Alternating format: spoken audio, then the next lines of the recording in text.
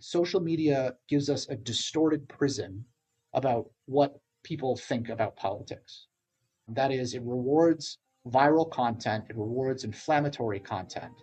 The people that you see posting online are generally the worst among us.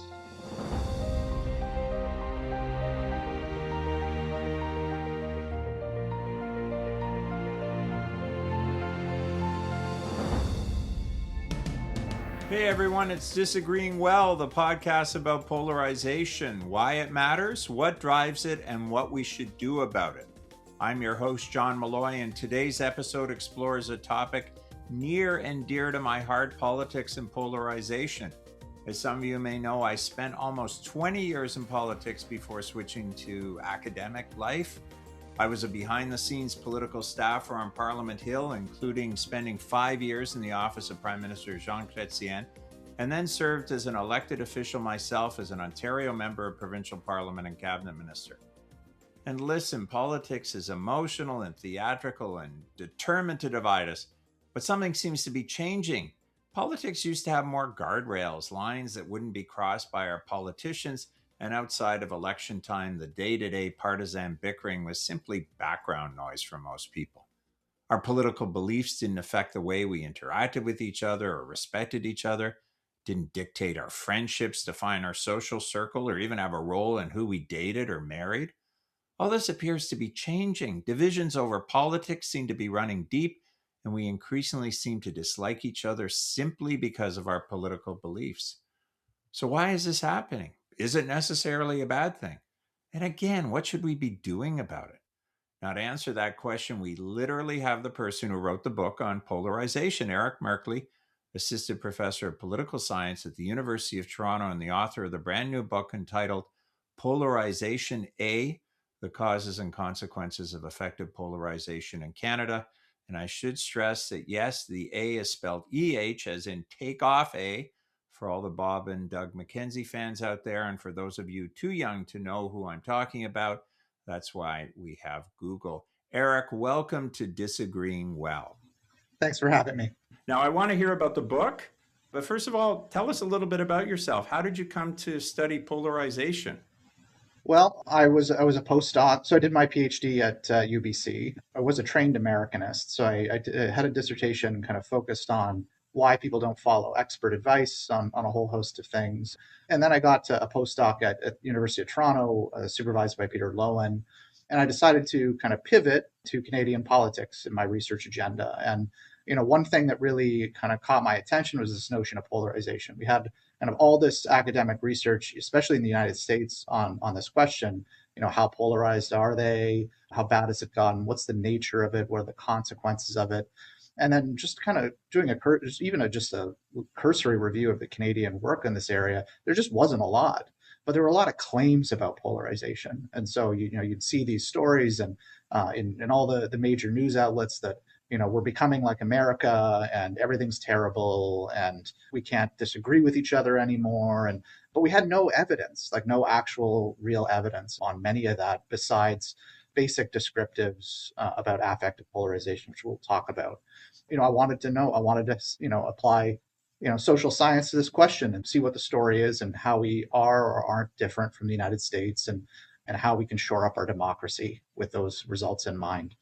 So that led to the book, and that's just kind of one stage of this project for me. I'm PI on the Canadian Polarization Project right now, which is SSHRC funded.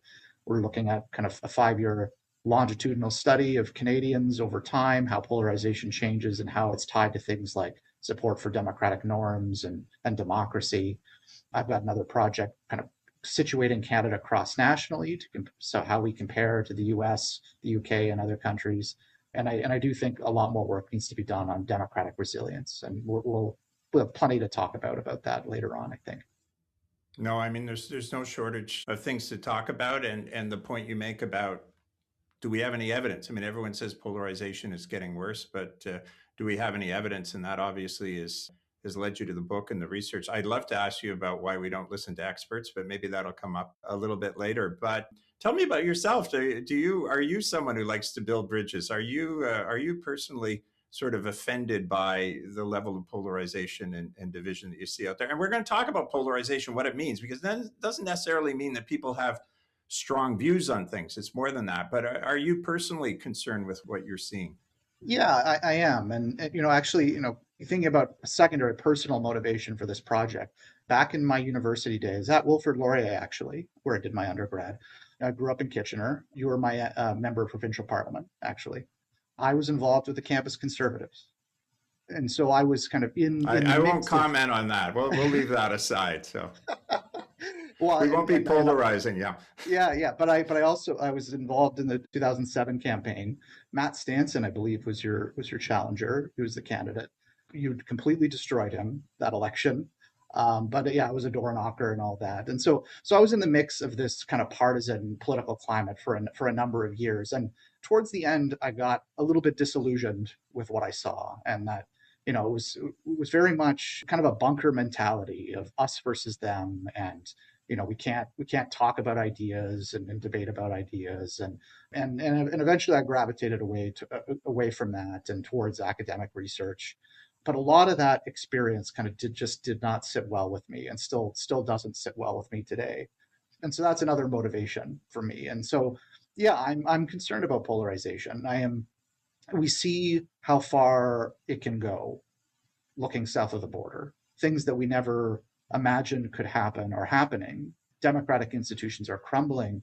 And it's not just because of polarization, but just kind of extremism. There's a debate to be had about how much we can blame polarization on some of the stuff that's going down in the United States. But we see what happens when a lot of citizens kind of get too wrapped up into kind of us versus them, partisan politics, they start to lose sight of the bigger picture about the health of democracies, the health of society and their social lives, and it causes a lot of strain on the foundations of democracy. Now, I don't think we're there yet. I think there's a lot of reasons for optimism in Canada. I don't think we are, a couple steps away from the U.S. But we do see where it could end up, and so we need to be vigilant and shore up our democratic institutions in order to prevent the worst case scenario from happening. And I mean, what's fascinating about your work is that you are looking at Canada. I mean, we talk about polarization in the Canadian context, and within, well, even in this conversation, within a few minutes, we're talking about the United States and what's happening there. But I think there's sort of this Canadian smugness sometimes that, well, it's not going to happen in Canada. And yet, more and more people are commenting to me that, wow, we're starting to show some signs of it. And we said at the beginning, your book is an attempt to actually delve into this. Is this just anecdotal? Is this just an emotional, a gut feeling, or what do the numbers say? So I want to unpack your findings in the book, but give us a high level overview of what it's about, what the theme is, and the approach you take. So my principal interest in the book is in this concept of affective polarization. So it's a particular form of polarization based on how we feel about people on our team, our political team, and people that oppose us, our political opponents. That kind of form of polarization is potentially very toxic. It's not just about believing different things, it's about really disliking and hating the other side, maybe even conceiving them as immoral or evil. And that has a host of negative consequences that we'll unpack further, but it encourages us to kind of cocoon ourselves in like-minded social networks. It encourages us to discriminate against people that disagree with us. It encourages us to sign up for anti-democratic actions by people on our side if it means the other team loses. So lots of potential consequences there. And in Canada, we do see signs of affective polarization.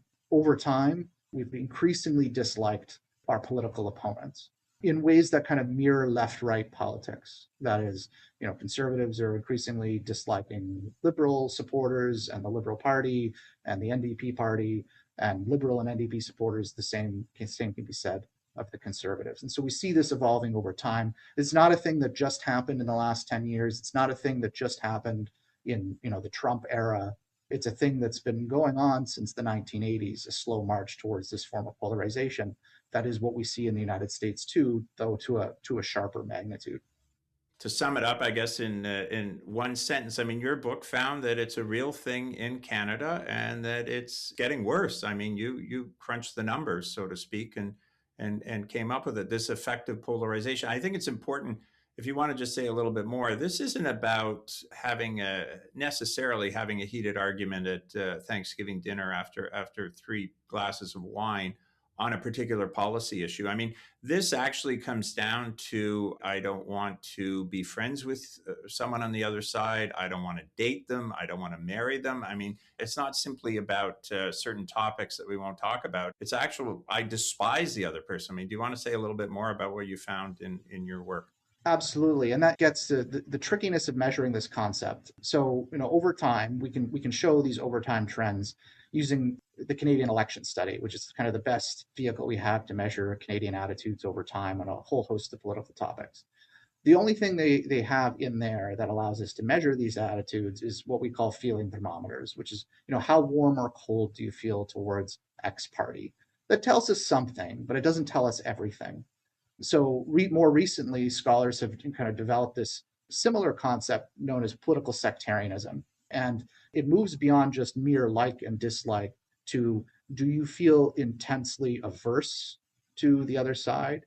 Do you moralize the other side, see them as evil, immoral, of poor character? And do you otherize them? That is, do you just not recognize yourself on the other side? They're just fundamentally different from you that you can't understand them. And these three pillars kind of combine together in this notion of political sectarianism. And we see in Canada that people do have these attitudes, like they do exist. We can't measure it over time because it's a really new concept, but these attitudes do really exist, and they're very, very consequential. It leads people to support, norm violations by their side, for instance. It's not just about, I just don't like them. It's about kind of an intense aversion and moralization. And it pushes you to just isolate yourself from them entirely in your social lives. And that's exceptionally problematic. The other big thing that I talk about in the book is that I see the roots of this concept more in ideology. That is, it's more about that we disagree with one another on policy and the role of government and big picture values. And as a result of that, we dislike the other side. And that's a bit different than what we see in other places like the US, where identity politics kind of comes into it very, very strongly, where it's the Republican Party kind of animated by white Christian nationalism, and where you have Democrats, which are kind of diverse, cosmopolitan, urban dwellers. That intensity, we don't see it as much in Canada. So that's another kind of big takeaway from the book, and another reason why we're in a better spot than the US, even though we're still polarizing per se. And your book, though, doesn't necessarily say that we all hate each other, if I can use that casual term, or dislike each other from the perspective of each political party, right? I mean, you find there's a divide. Well, you can explain it better than me, but the NDP and Liberal perspective for each other versus the way they think about conservatives. Yeah, exactly. And so a lot of the work on polarization is kind of, with the two-party American context in mind, Democrats versus Republicans. Things get a little bit messier in multi-party systems. They get, beyond Canada, they get much, much messier in proportional representation systems, where there are dozens of parties kind of loosely bound together in coalitions.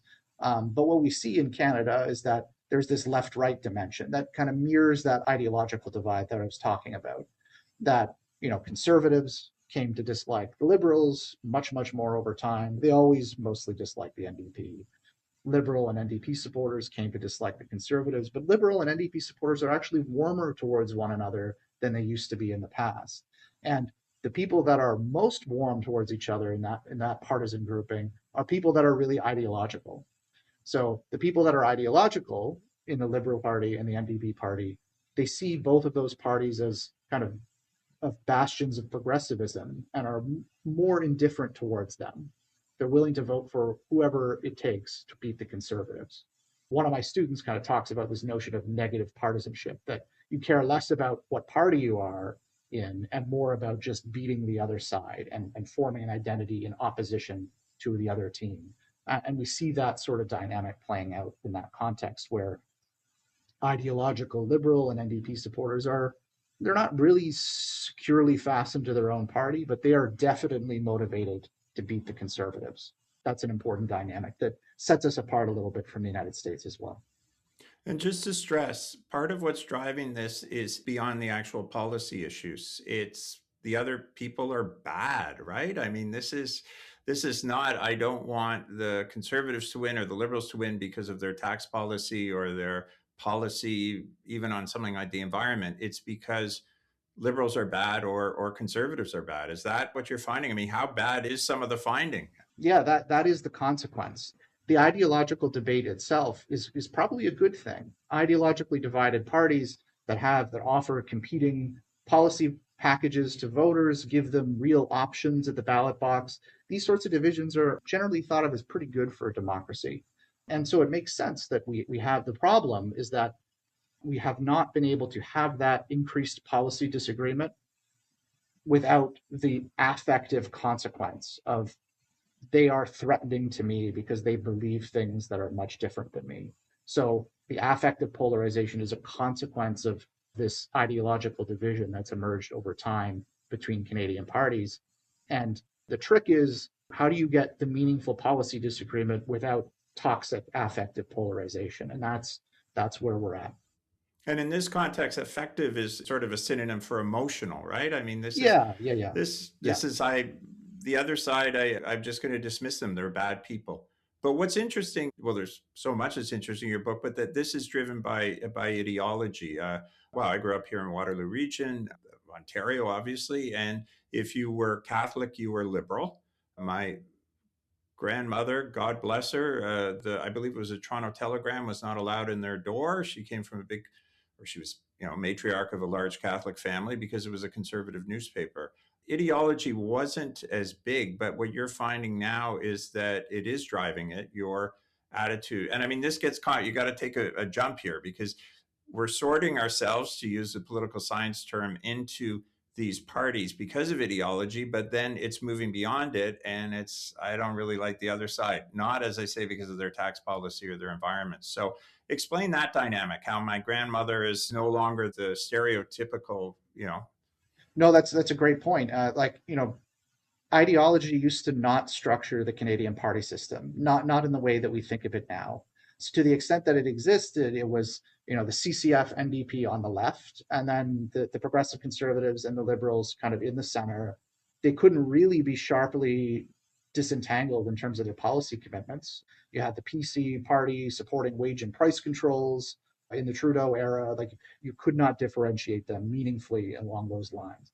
The difference between in the electoral basis of support of the parties were identity based. It was religious denomination, as you mentioned, John, that the liberal Catholic connection was extraordinarily strong, and the Protestant PC connection was really, really strong. And after the 70s, you had new immigrants kind of gravitating towards the Liberal Party. The West, after Diefenbaker, came along with the progressive conservatives. So regionalism was also really important.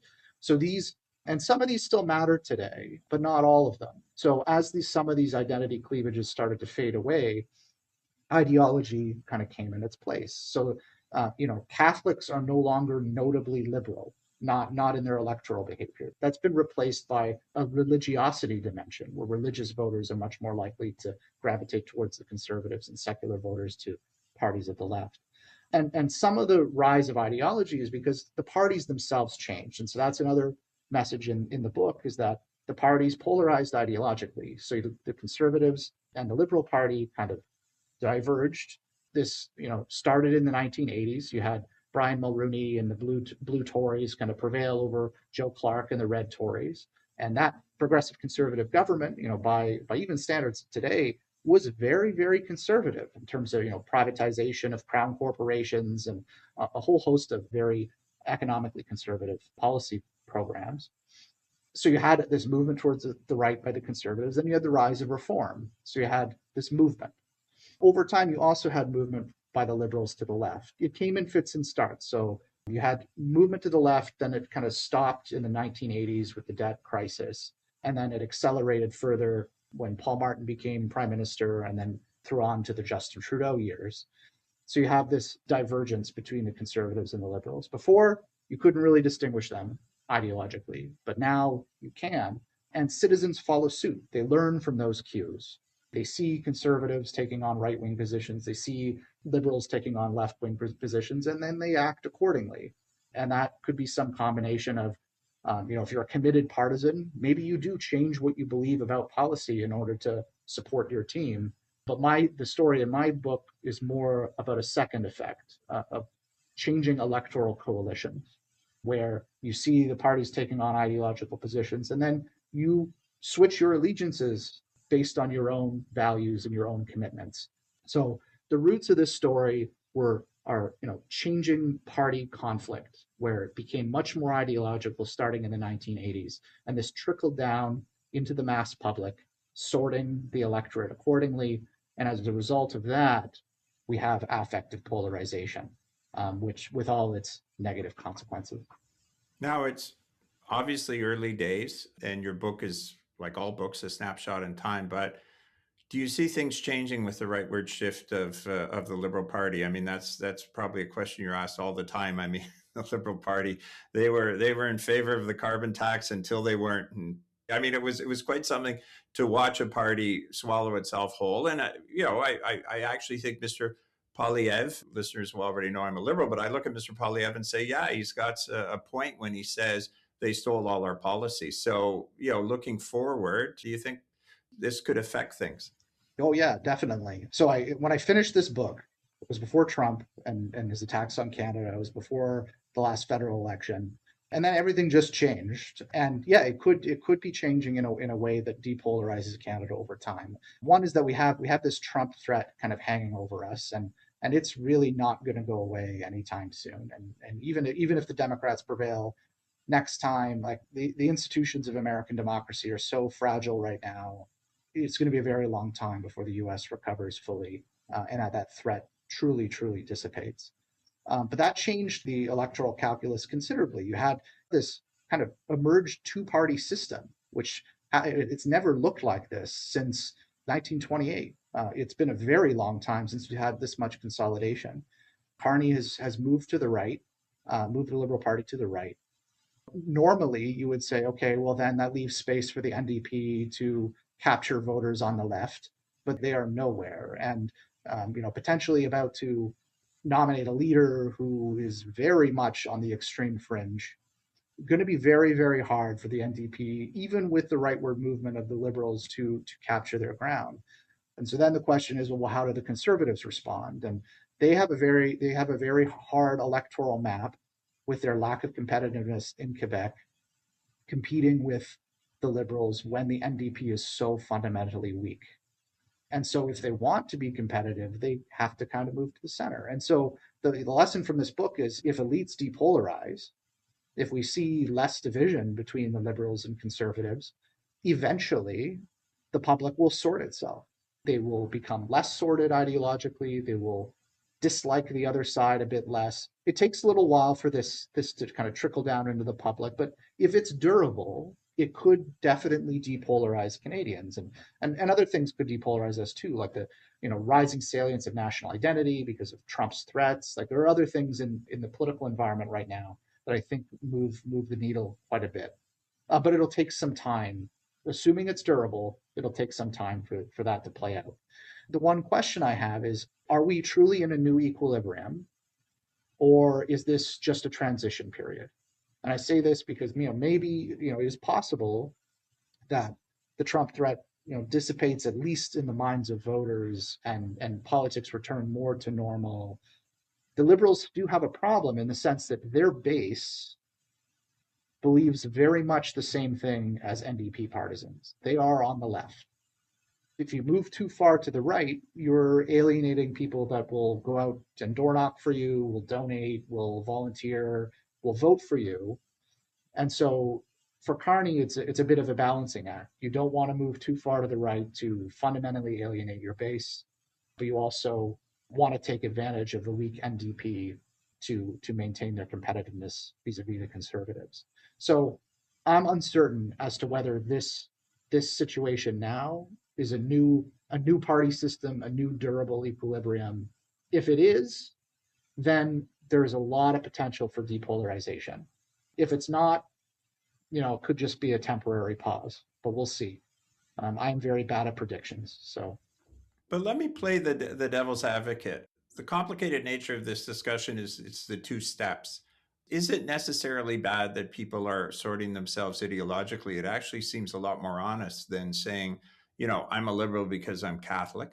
But you're sort of saying the solution for the parties, for those in charge, is to kind of become a little bit more like each other, to move to the center. And then is that a good thing for Canada, that people all of a sudden are going to start voting again because of reasons not tied to ideology, because they are Catholic? They are. I'm speaking strictly descriptively and not normatively. So I'm not saying that that's necessarily a good thing or that we'll be in a better place. I'm saying that if this convergence happens between the liberals and the conservatives, it could depolarize us downstream. But you're right in that actual meaningful policy difference is a good thing. That having those stakes is mobilizing for people. It gets people interested in politics. It gets people kind of thinking about democracy, energized. Those debates matter. And so, I don't, if I had a preferred solution to affective polarization, it is not that the liberals should just abandon the carbon tax and just, flail around in terms of policy space. That's not what I think is best for the country.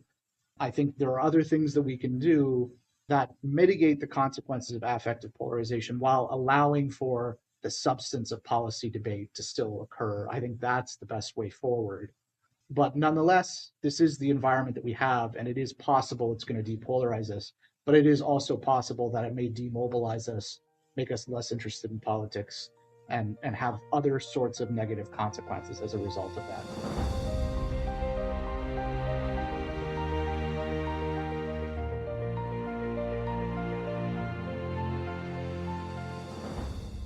I want to talk a little bit more about affective polarization, but before we leave this, sorry to keep harking back to the example of my grandmother, but more modern day examples. One of the things I found very interesting in your book is things like race, sexual orientation.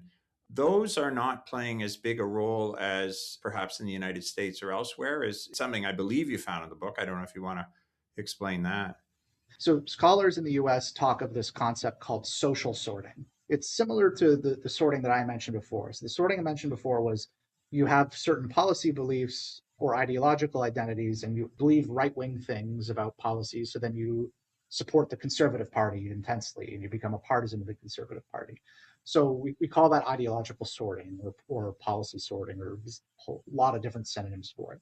There's an analogous concept when it comes to social identities, where you identify with certain social groups, say, as a white Canadian or a racial minority or a certain religious denomination, and you link that identity to your partisan identity. And so this notion in the US has been, okay, it's not just about policy, it's about, you have white rural evangelicals in the Republican Party, and you have, racially diverse cosmopolitan secular voters in the Democratic Party, and that these identities are supercharging American politics. I find much more mixed evidence of that in Canada. And it really just depends on what identity you're looking at. So when it comes to things like race and immigration status, those sorts of things, we don't really see any sort of polarization between the parties. And this actually makes sense when you think about it. Thinking about the Harper years, the big push that they made to recruit immigrants to go out into immigrant communities and secure their vote. Conservatives need to win in the 905 and need to win in Metro Vancouver in order to win majority governments. And so they made a big push to not alienate those voters and to bring them into the fold, which is not what we see for Republicans in the United States.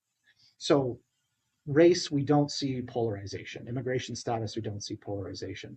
Class is a little bit of a muddier story. We don't see much evidence of it. There is some signs that working class voters are moving towards the conservatives at the expense of the liberals, but that's still early stages. We're not sure how durable that is or how strong that trend is. But the big thing has been religiosity. That's been one of the bigger things, that religious voters have moved towards the conservatives and non-religious voters to the parties of the left. There's a big urban-rural divide. That is another important identity that structures partisan conflict in Canada. Though over my time period, it didn't grow, that divide didn't grow over time. So it's probably always mattered and still matters today. So religiosity, urban, rural are the two, and education are the three big ones. So university educated voters have moved towards the left, non-university educated voters have moved towards the right. So on those three identities, more than anything, we do see some signs of polarization, but only those three, and we look a lot different than the United States. But it's worth exploring. I didn't unpack those kind of identity dynamics nearly as much in the book as I would have liked, but my current project is aiming to do that right now with our 5-year panel study. So we'll see how much they matter. But I do think there are some identity dynamics in Canada that are worth pointing out. It's just it's not really about race. It's not seriously about class or like a lot of the things that have mattered quite a bit in the United States. And when you speak of urban rural, I take it you fold into things like the obvious propensity of Alberta to vote conservative and Saskatchewan, all that, because I guess the strongholds are in the rural areas, and we are starting to see some. I don't know if we're starting to see inroads, but they're still holding their own in some of the urban seats in Alberta.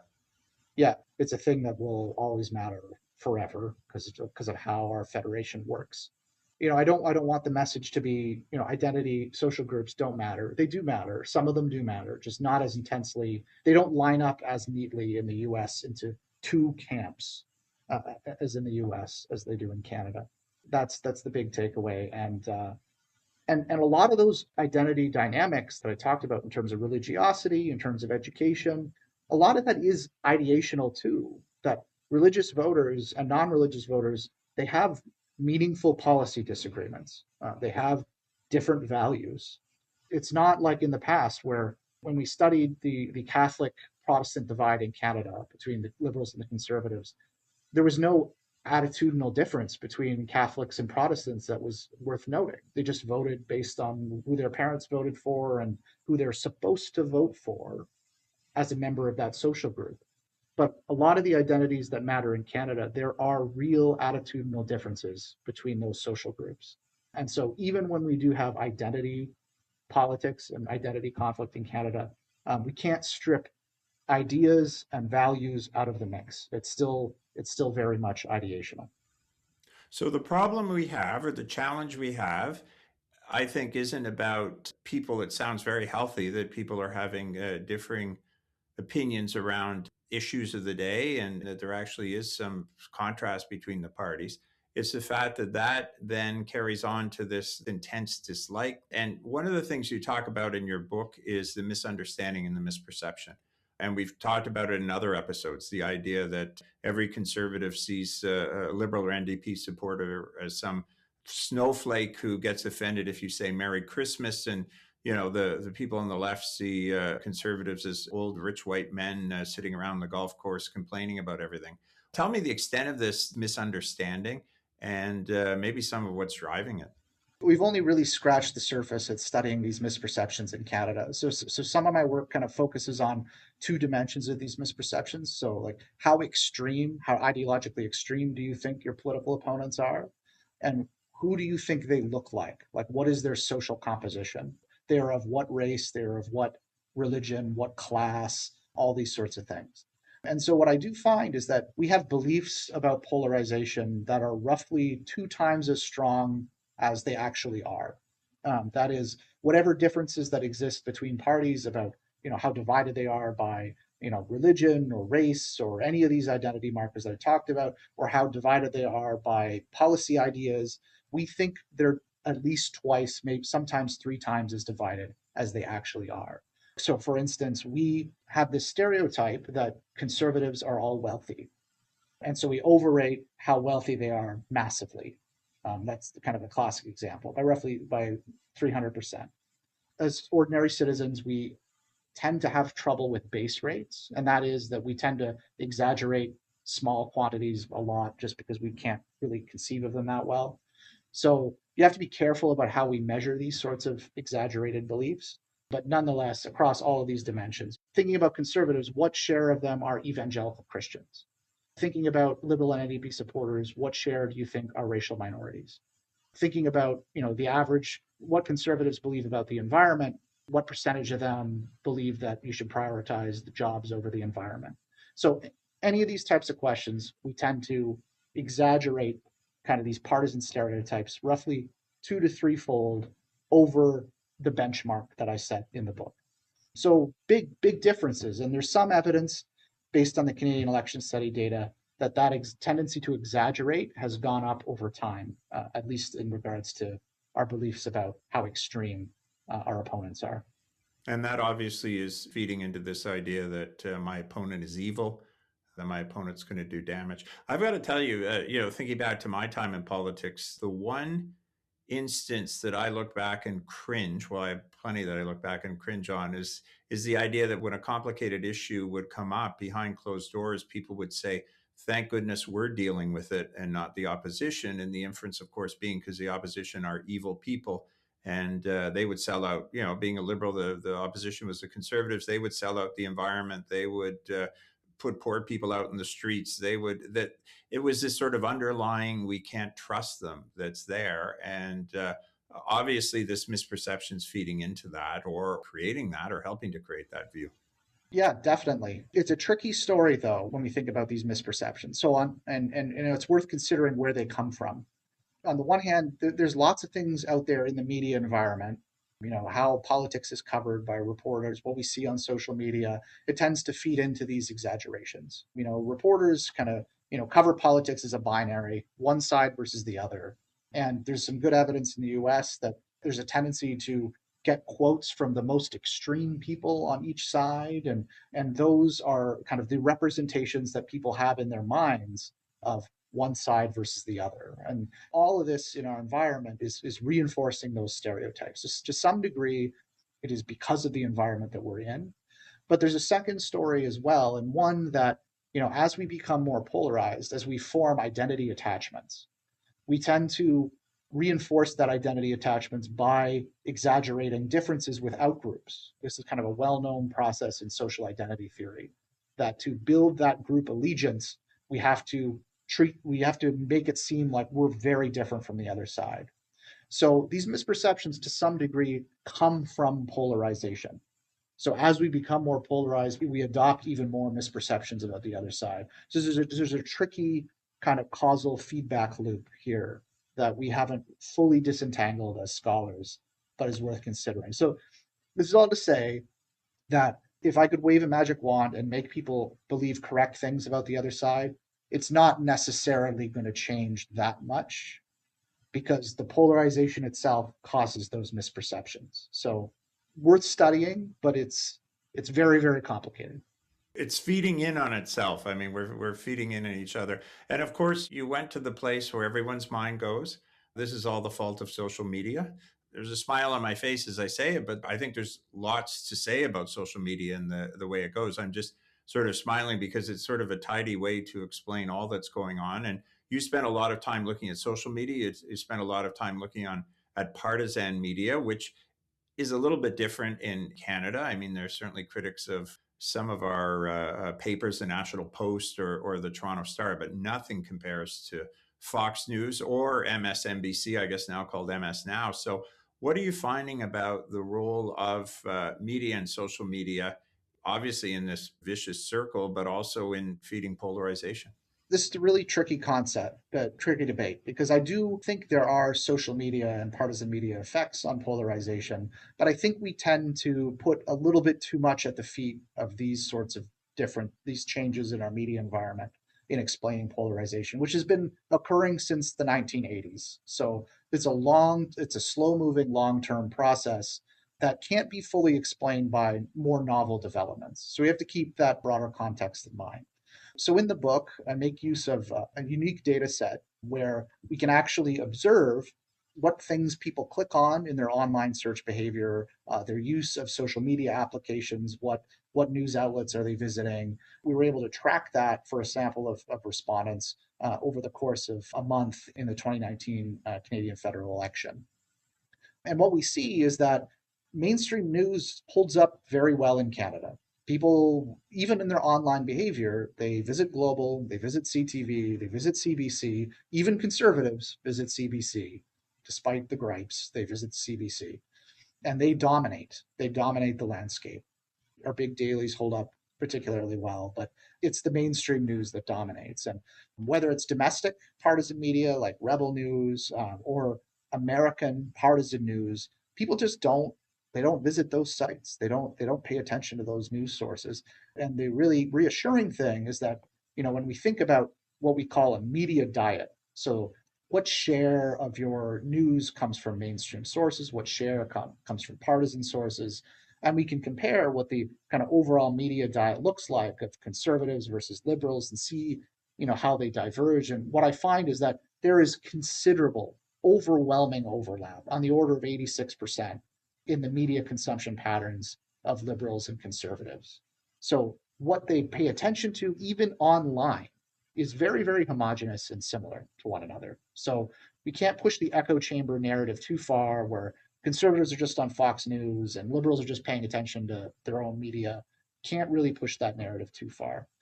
And I could also observe in that data set whether we observe correlations in the intensity of social media usage, the intensity of partisan media usage.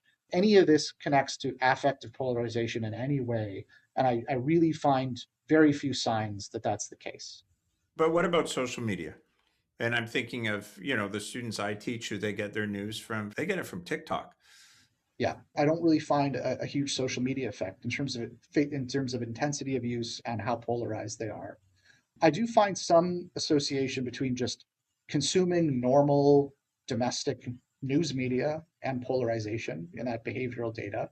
So just paying attention to the news, irrespective of partisan media or social media, makes people potentially more polarized. That's not to say that social media doesn't have any effects, but it doesn't have any population level effects. We have to keep, a few things in mind. Not everybody uses social media that much. So there's a 40% of the population that doesn't really use it that often. And even then, among the people that use it, a lot of people use it for reasons that have nothing to do with politics. And that's important to keep in mind too. When we as scholars study this, we tend to infer from the people around us, like they're all on X and Blue Sky and griping about politics all the time. And that is not how normal people use social media. That is not how normal people use social media. And so we have to keep that in mind too. And so at the population level, I don't think social media has these sorts of effects. And it can explain long-term trends towards polarization. That being said, there are other effects that social media can have. And one thing is that this is missed in population level surveys. You have a very small group of hyper intense users that are really far down the rabbit hole and are just, watching all these YouTube videos with lots of misinformation and all that. This is a very small segment of the population, but they are very vocal and very intense in their usage. And they matter. Like that radicalization process that social media can influence on a small set of the population, those sorts of processes matter. I can't study that with the data that I have. So I think that's important to keep in mind.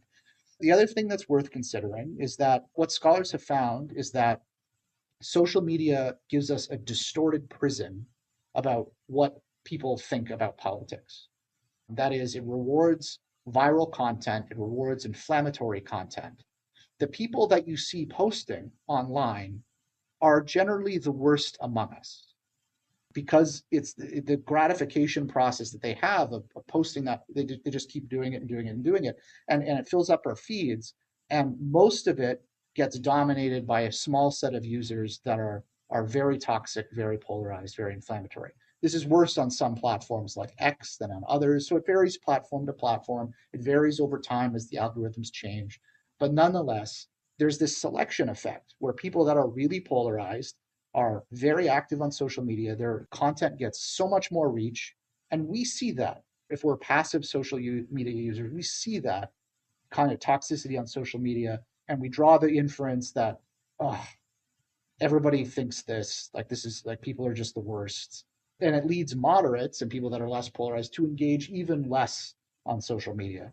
I barely post on social media anymore unless I'm complaining about sports and the Buffalo Bills.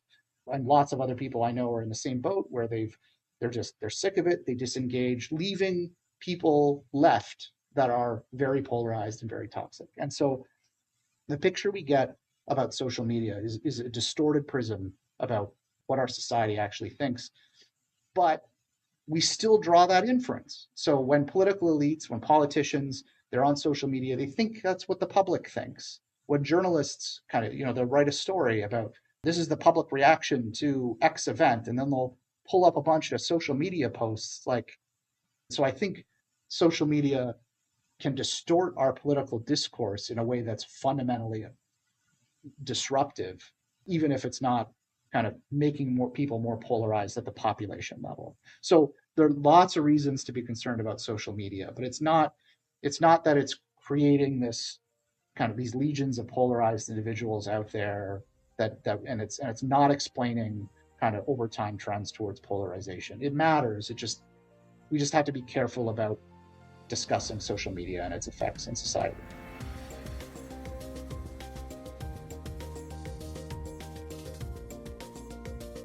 That's fascinating. The idea that social media isn't a clear culprit, but it's part of this, unfortunately, negative ecosystem and serving as a megaphone for the wrong voices and that sort of thing. So, but I mean, there's so much more to talk about in terms of the causes of polarization, but I want to talk about the dangers. All of us intuitively, the whole point of this podcast is that we're concerned about the way we understand and treat each other. But in your book, you outline some very concrete fears that you have around polarization. One of them is the way that we think about our own side and our own team, the things that we allow them to get away with and the long-term effects of that. And then I'll push you right to the limit, or right to the brink, I guess. Are we looking at radicalization eventually coming of this? Is this somewhere that we could be headed? So in the book, I talk about a number of different things. So, I talk about the psychological consequences. So when we're affectively polarized, we tend to be kind of biased, and that is we kind of seek out information that reinforces our beliefs. When we see something that we don't agree with, we reflexively reject it instead of paying close attention to it and really seriously considering it. Those sorts of biases lead to even greater divisions over time in just how parties see the world, that they just fundamentally disagree about the facts, the very facts and nature of existence. And we see these dynamics in the US considerably, where Republicans and Democrats live in entirely different worlds. And so those psychological consequences are very troubling.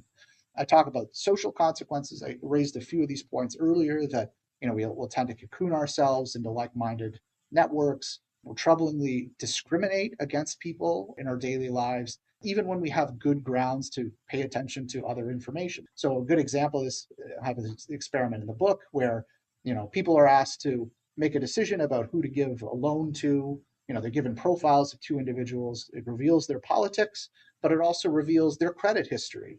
And even when giving people the credit history of the people in question, people will still punish people from the opposing sides. Even when we have good information at our disposal, we'll still discriminate against our political opponents.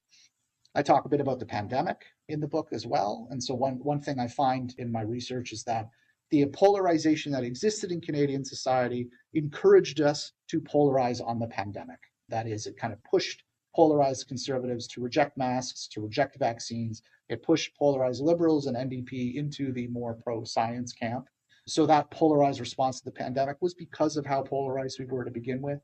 And the thing that I'm most concerned about is democratic norms. So I have some good evidence in the book that suggests that, imagine this prime minister who is of your party is cracking down on protests for no good reason, running over parliament without consultation. They're ignoring premiers in their areas of provincial jurisdiction. They're ignoring the courts. So I have these vignettes where I expose people to anti-democratic actions by a prime minister, and I randomly vary whether the prime minister is of their party or if it's of the opposing party, or if the party I mask the identity of the party. And what I find is that people, are very willing to sign on to pretty major democratic norm violations if it's their side doing it. They're very vigilant in defense of democracy if it's the opposing party doing that. And this hypocrisy is much, much, much stronger among people that are affectively polarized, people that are really, really hostile to their political opponents. The one good news thing is that I don't really find that polarization is strongly connected to things like political violence in Canada. And that is similar to some work that's recently come out in the United States. But the norm violations are really troubling. And so, we don't have a situation where our political elites are willing to violate democratic norms. We have a lot of elite adherence to norms in Canada, and I think we're in a good place for that. But we see that there is a latent possibility of some acceptance of these violations among the public if elites broke those norms. So we're in a vulnerable situation. And we see that playing out in the US, where norms are being broken left, right, and center. Laws are being violated. The current administration is wholly lawless. And most Republicans are along for the ride. And we are vulnerable to that too if norms broke down among our political class. And that is really, really scary in the American context, because I think Canadians, and we've always been this way, look south and say, oh my gosh, isn't it great? We're so much better than them.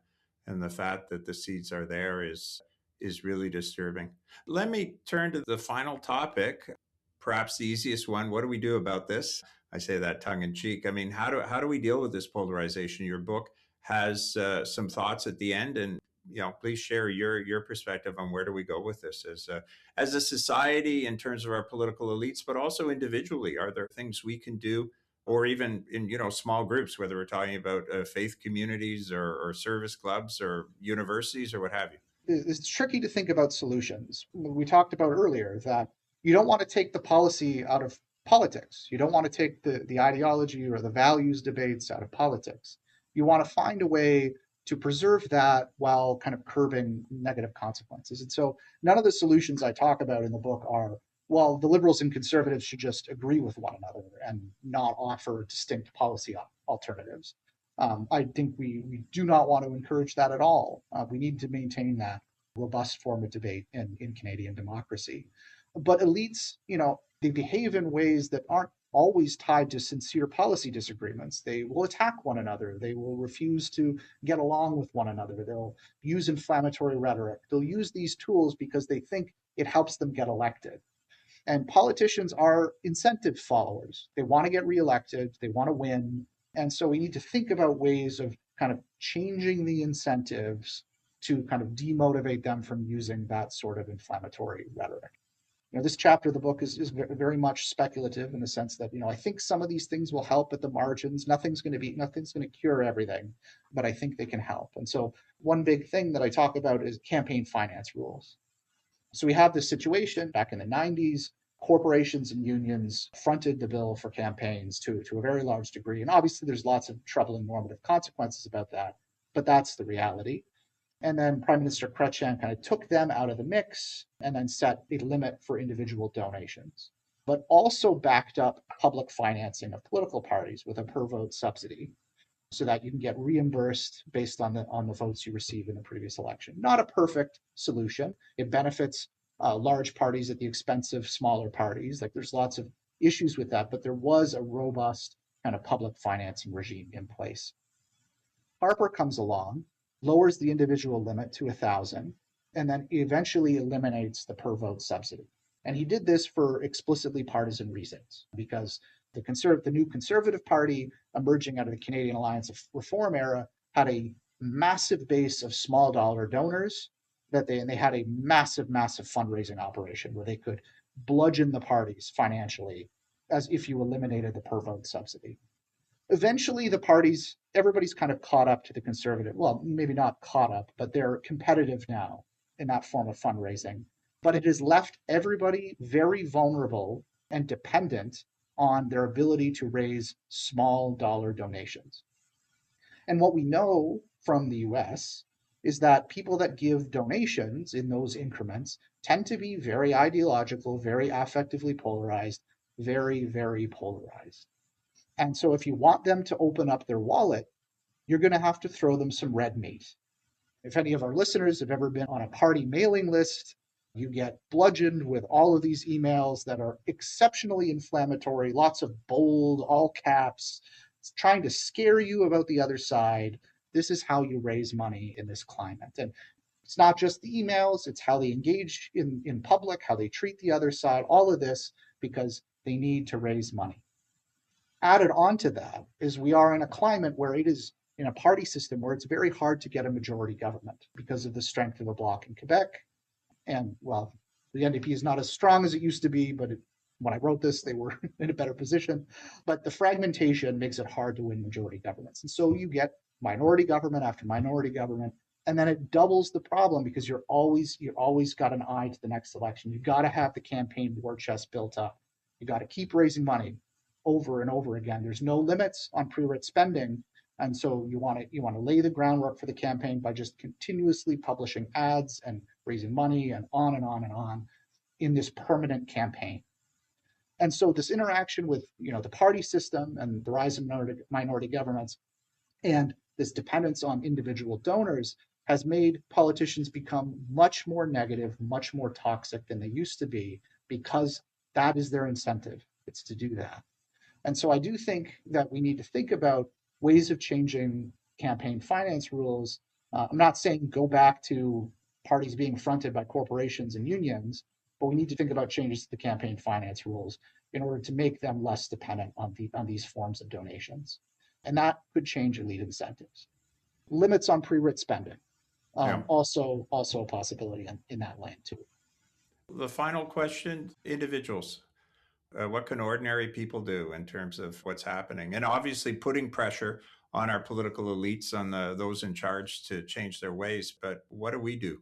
The study of polarization has been focused on individuals, and it's been people that study it along the lines that I do, from a public opinion, political psychology standpoint. And it's almost always, well, the citizens, you need to make citizens believe different things and act differently. And it's all about citizens. So I try to kind of focus on changes to the media landscape, the electoral system, all that. I think all of that stuff matters. But if you are concerned about polarization in your day-to-day life, one avenue that has shown a fair amount of promise is the intersection between empathy and political discussion. So it's hard to get people who are polarized to have conversations with the other side. And it's hard to get people that are polarized to have empathy. But that's the ticket at that level, that you have to, try to put yourselves in the shoes of the person you're disagreeing with, try to understand their perspective, see them as human beings worthy of respect, and engage with them in that way, not in kind of a gotcha style debate.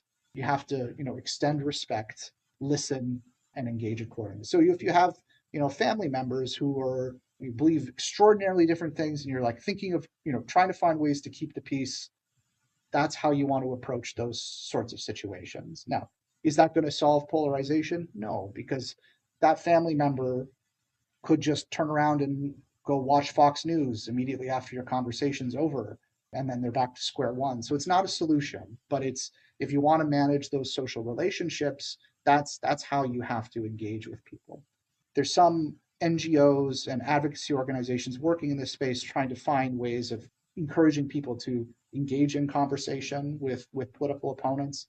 This one's tricky because we have some work in political science that suggests, including my own work, that suggests that, if people that talk to the other side, they are less polarized. But they might be talking to the other side because they're less polarized. And if there's a causal effect, it might very much depend on what the conversation's about. So there's some work that suggests that actually, if conversation is going to depolarize, you have to keep politics out of the conversation and talk about like sports or like things that are common bonds with those individuals. And others would say, no, you got to hash it out, talk about those issues. There's less evidence to suggest that that is helpful. If you're going to talk about politics with the other side, again, enter with a respectful exchange, acknowledge their perspective, try to put yourself in their shoes, have those sorts of conversations, and don't wall yourself off from the other side. You don't have to go out there and watch Fox News if you're a liberal, or watch MSNBC if you're a conservative, but try to understand those points and try to understand where they're coming from, and acknowledge that what you're seeing in the world out there is a very distorted prism. You are seeing the worst of the other side because that is what the immediate environment encourages you to see. But the reality is actually just more complex than that. So if you enter these exchanges with humility and respect, you can do your part to ease some of these tensions in society. But there's no magic wand, and it can be frustrating because you'll have these conversations and you'll seem like you're making progress, and then 2 weeks later it seems like it's all vanished. So you just have to keep at it. And I think that's an excellent point to end this conversation. There's so much more to talk about, but some very important advice for people to consider, but also setting a context for some of the other interviews that we're going to have on this podcast, where we are talking to practitioners who are trying to build those bridges and have that dialogue and the complexity around polarization. I mean, I want to thank you so much for giving us some insight into what's happening in Canada, what some of the causes are, and some of the solutions. And although it may not have been the most optimistic overview, that I think there is some reason for hope, and complexity has to be the sort of underlying word as we try to deal with it. But I think there is a real concern out there that we have to do it. So thank you for joining us. The name of the book is Polarization Eh, The Causes and Consequences of Affective Polarization in Canada. It is literally hot off the presses, so I encourage you to track it down at your bookstore and learn a lot more of what's happening in Canada on this very important issue. So, Eric, thank you so much for joining our podcast today. Great. Pleasure to be on. Thank you. Next week, I'll be speaking with Katie Heighton, Co-Executive Director of Essential Partners, a U.S.-based group helping to build relationships across difference. I get it. It is a very tempting thing to be able to want to understand if someone is on your side or not on your side immediately. It also is something that really at the core, I don't think many people want. We don't want to live in a state where we're constantly scanning for threats, where we're constantly trying to figure out if someone is on our side or not. You've been listening to Disagreeing Well, a production of the Center for Public Ethics at Martin Luther University College, federated with Wilfrid Laurier University, located in Waterloo, Ontario, Canada. Disagreeing Well is produced and edited by Lauren Kivenhoven with additional production and promotional support from Hardika Ahuja. Our theme music is Stuck in Dreams by Kulikova, courtesy of Pixabay. You can find Disagreeing Well on Apple Podcasts and Spotify, and please follow us there. To find links to each episode, show notes, and to learn more about the work of the Center for Public Ethics, you can also follow us on our free Substack. Thanks for listening.